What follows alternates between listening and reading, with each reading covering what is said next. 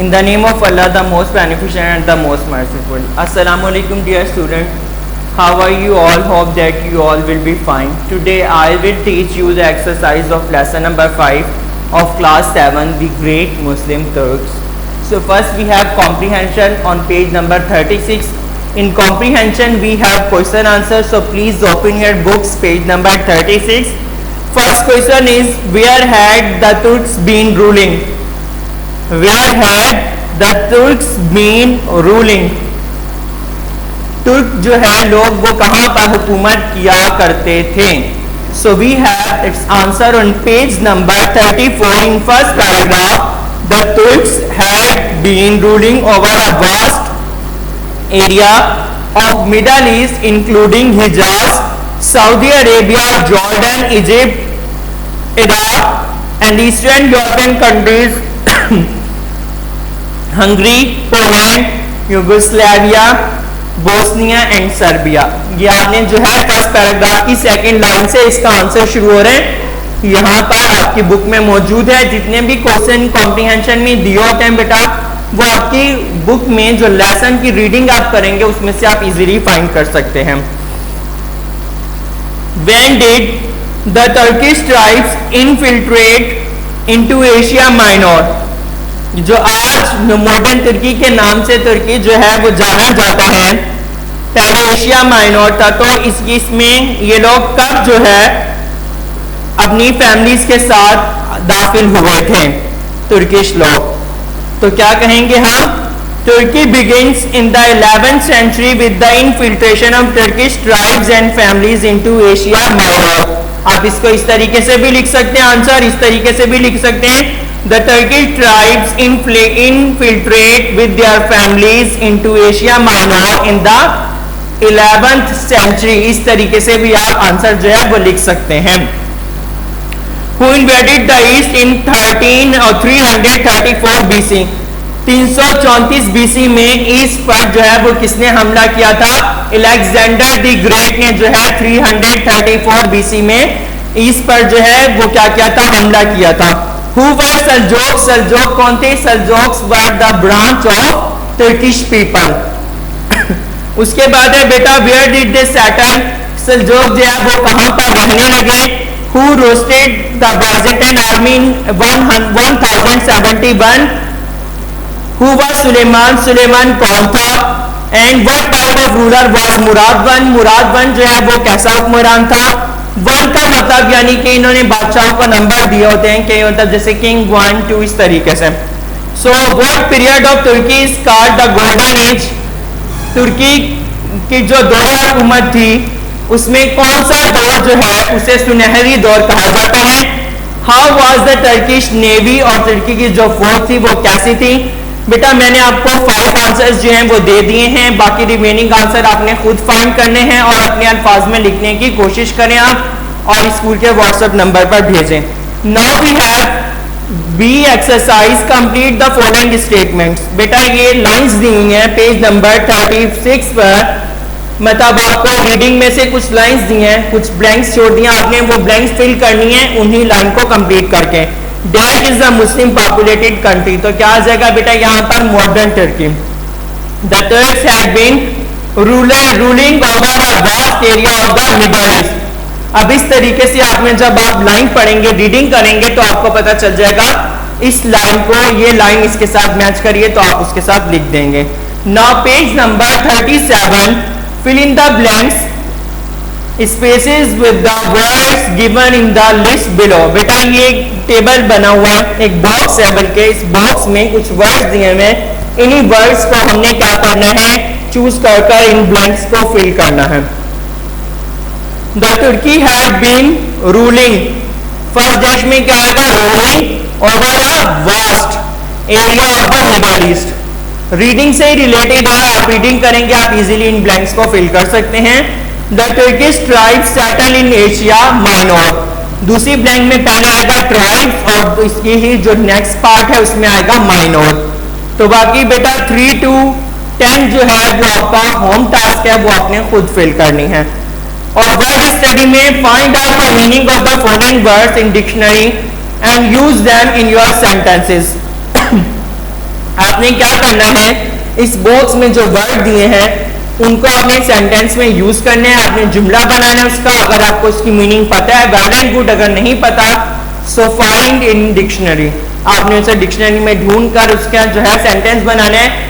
मैंने वास्ट लफ्ज लिया है, वास्ट मतलब वसी और अजीम। Turks had been ruling over a vast area of the Middle East, तुर्कियों की जो हुकूमत थी वस्ती एशिया के काफी सारे वसी और अरीज इलाकों पर। तो इस तरीके से ये वास्ट लफ्ज मैंने अपने सेंटेंस में यूज किया है। आपने बाकी सेंटेंस वो वर्ड है उनको अपने सेंटेंस में यूज करना है। Now we have verb in grammar.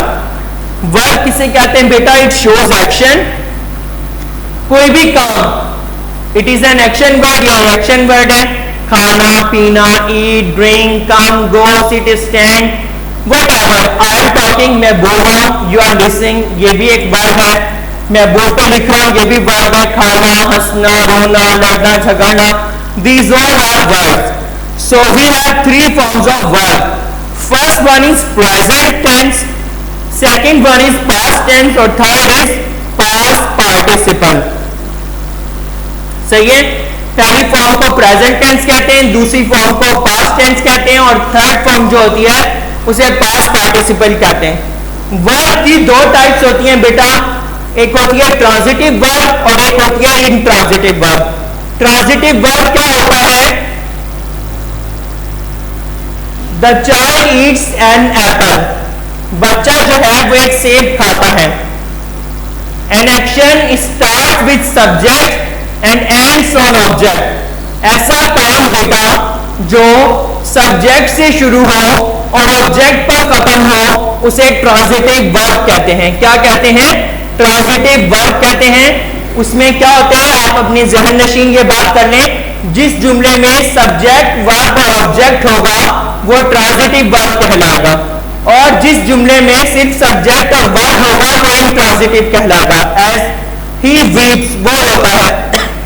अब इंट्रांजिटिव की डेफिनेशन क्या है? इंट्रांजिटिव की डेफिनेशन ये है, an action starts with subject and ends on subject also, काम जो है सब्जेक्ट से शुरू हो और सब्जेक्ट पर ही खत्म हो उसे इंट्रांजिटिव वर्ब कहते हैं और उसमें सिर्फ सब्जेक्ट और वर्ब होता है, ऑब्जेक्ट नहीं होता। ट्रांजिटिव वर्ब में सब्जेक्ट भी होता है, वर्ब भी होता है और ऑब्जेक्ट भी होता है। एक बात याद रखें, जो इंट्रांजिटिव वर्ब होता है उसका कभी भी पैसिवाइज नहीं बनता। जैसे ही वीप्स है, अब इसका पैसिवाइज नहीं बनेगा। अब बेटा आपने क्या करना है, आपके पास है एक्टिव वॉइस और पैसिव वॉइस। एक और टॉपिक है इसी से रिलेटेड। एक्टिव वॉइस क्या होता है? सबसे पहले मैं एक्टिव वॉइस का आपको बताऊंगा। एक्टिव वॉइस होता है काम जो है सब्जेक्ट के जरिए किया जाता है। एक्टिव वॉइस में काम करने वाला कौन होता है? सब्जेक्ट। और इसका जो पैटर्न होता है वो क्या होता है? सेंटेंस स्ट्रक्चर सब्जेक्ट वर्ब और ऑब्जेक्ट होता है, ये एक्टिव वॉइस होता है। सब्जेक्ट वर्ब और ऑब्जेक्ट। एक्टिव वॉइस में काम करने वाला कौन है बेटा? सब्जेक्ट। लेकिन पैसिव वॉइस की जब हम बात करें, पैसिव वॉइस में काम करने वाला सब्जेक्ट नहीं है बल्कि काम ऑब्जेक्ट के जरिए किया जा रहा है। सबसे पहले ऑब्जेक्ट आता है, फिर हेल्पिंग वर्ब आता है, फिर थर्ड फॉर्म यानी कि वर्ब आता है, फिर बाय आता है और सबसे एंड में सब्जेक्ट आता है। यह है पैसिव वॉइस। आपको पता है एक्टिव का मतलब क्या होता है? चुस्त, फुर्तीला। पैसिव मतलब सुस्त। तो इसमें भी ऐसे ही काम ऑब्जेक्ट के जरिए किया जा रहा है, उसमें काम सब्जेक्ट के जरिए किया जा रहा है। अब आपको पता चल गया फॉर्मूला क्या है पैसिव वॉइस बनाने का। सबसे पहले ऑब्जेक्ट, फिर हेल्पिंग वर्ब, फिर वर्ब की थर्ड फॉर्म आती है हमेशा पैसिव वॉइस में, उसके बाद बाय आता है और सबसे एंड में क्या आता है? सब्जेक्ट। अब देखें चेंजेस क्या होते हैं। आई जब होता है सब्जेक्ट में तो जब वो ऑब्जेक्ट की जगह पर चला जाता है तो वो में चेंज हो जाता है। वी अस में, यू में ही रहता है, दे देम, ही हिम में और शी हर में, इट ही रहता है। तो वो नाम में रहेगा एज वेल, जैसे तंजील है सब्जेक्ट में, तो वो ऑब्जेक्ट में जब जाएगा ऑब्जेक्ट की जगह पर तो वो तंजील ही रहेगा, चेंज नहीं होगा। सही है। अब देखें सेंटेंस, ये एक सेंटेंस में यहां पर बना रहा हूं,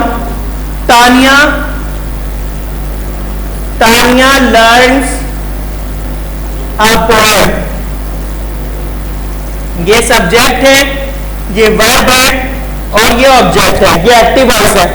एक्टिव वॉइस हमेशा क्या होता है, एक्टिव वॉइस सब्जेक्ट से शुरू होता है, ऑब्जेक्ट का खत्म होता है। अब देखो ये प्रेजेंट इंडेफिनिट टेंस का जुमला, जितने भी आपको इस एक्सरसाइज में सेंटेंस दिए हैं प्रेजेंट इंडेफिनिट टेंस के। अब देखें तानिया लर्न्स पोएम, अब जब हम इसका पैसिव वॉइस बनाएंगे तो सबसे पहले ऑब्जेक्ट आ जाएगा अपॉन। अब जो प्रेजेंट इंडेफिनिट टेंस को जब पैसिव वॉइस में चेंज करते हैं तो हेल्पिंग वर्ब कौन सा यूज करते हैं हम, इज, एम और आर। कौन सा हेल्पिंग वर्ब यूज करते हैं हम, इज, एम और आर। ही शी इट और कोई भी सिंगुलर नाउन होगा उसके साथ इज आएगा। आई हमेशा आई के साथ आ जाता है, यू वी